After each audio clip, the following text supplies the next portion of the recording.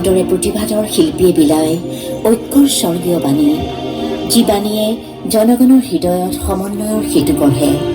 জুবিন গাৰ্গ সংগীতৰ প্ৰাণ, জুবিন গাৰ্গ এটা যুগৰ আত্মা। তেওঁৰ কণ্ঠ, তেওঁৰ গীতে শ্ৰোতাৰ হৃদয় জয় কৰিছিল। সেয়েহে তেওঁক কোৱা হয় দ্য হাৰ্ট থ্ৰব, অৰ্থাৎ হৃদয়ৰ স্পন্দন। তেওঁ এজন জনপ্ৰিয় কণ্ঠশিল্পীয়ে নহয়, তেওঁ অসমীয়া জাতিৰ অনুভৱ, সুখ দুখ, আশা আকাংক্ষা আৰু দেশপ্ৰেমৰ এক জীৱন্ত কণ্ঠ। তেওঁৰ গীতসমূহত ব্যক্তিগত অনুভূতিৰ লগতে মাতৃভূমি, ভাষা, সংস্কৃতি আৰু জাতিগত চেতনাৰ গভীৰ প্ৰতিফলন দেখা যায়। তেখেতৰ গীতত থাকে জন্মভূমিৰ মাটি, মানুহ, নদী, পাহাৰ, ভাষা আৰু সংস্কৃতিৰ প্ৰতি থকা আন্তৰিক ভালপোৱাৰ প্ৰকাশ। যুৱ সমাজক কৰ্মমুখী কৰাৰ প্ৰয়াসেৰে সেয়েহে তেওঁ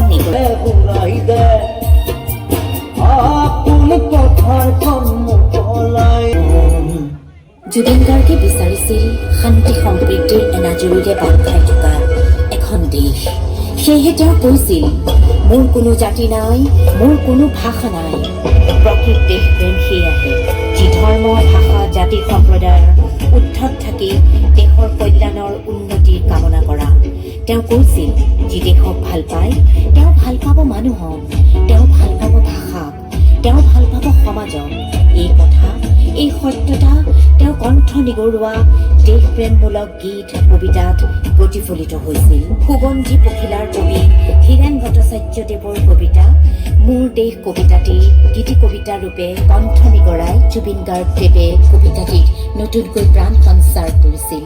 নৱপ্ৰজন্মক দেশপ্ৰেমৰ অনুভূতিৰে উদ্বুদ্ধ কৰাই তেওঁৰ লক্ষ্য আৰু উদ্দেশ্য আছিল। মাতৃ সন্তানক নিৰ্লোভ মৰমেৰে আৱৰি ৰখাৰ দৰে আহক মই, আপুনি, আমি সকলোৱে মাতৃভূমিক আৱৰি ৰাখোঁ। ভৱিষ্যত প্ৰজন্মলৈ এখন সুস্থ দেশ উপহাৰ দিয়াই আমাৰ প্ৰধান দায়িত্ব হওক। আহক আজিৰ এই পবিত্ৰ দিনতেই আমি সংকল্পবদ্ধ হওঁ, সততা, শ্ৰম, একতা আৰু দায়িত্ববোধৰ মাজেৰে দেশৰ কল্যাণৰ হকে নিজকে উৎসৰ্গা কৰোঁ।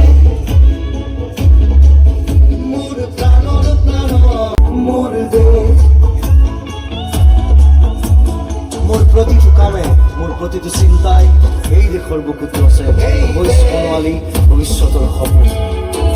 মোৰ জীৱনৰ আহে আহে, মোৰ যৌৱনৰ কোহে কোহে সেই সপোনৰ কলম।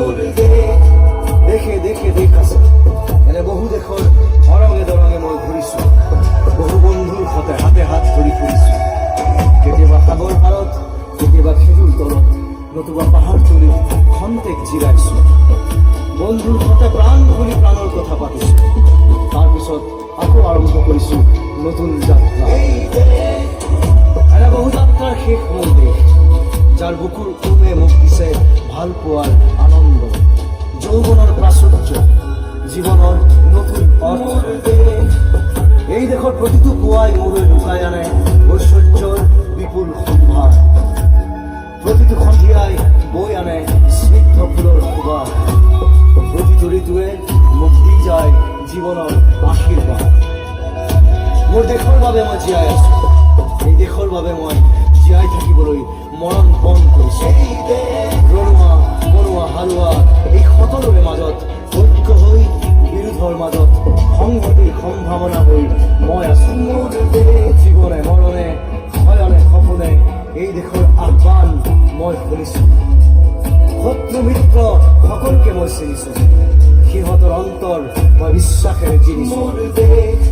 শান্তিৰ চৰাইজুৰিক আজৰি ভৰাই দিছো, ভঁৰালৰ এমুঠি ধান, ভঁৰালৰ একোটি গান। আৰুতো মোৰ একো নাই, মোৰ দেশ, মোৰ কল্লোলিত সপোনৰ উত্তাল তৰংগই মোক লৈ যায় গভীৰৰ পৰা গভীৰতলৈ, আদৰ্শৰ কঠিন পৰ্বতমূললৈ। এই দেশ মোৰ প্ৰাণৰ প্ৰাণ, মোৰ গানৰ গান, মোৰ দেশ।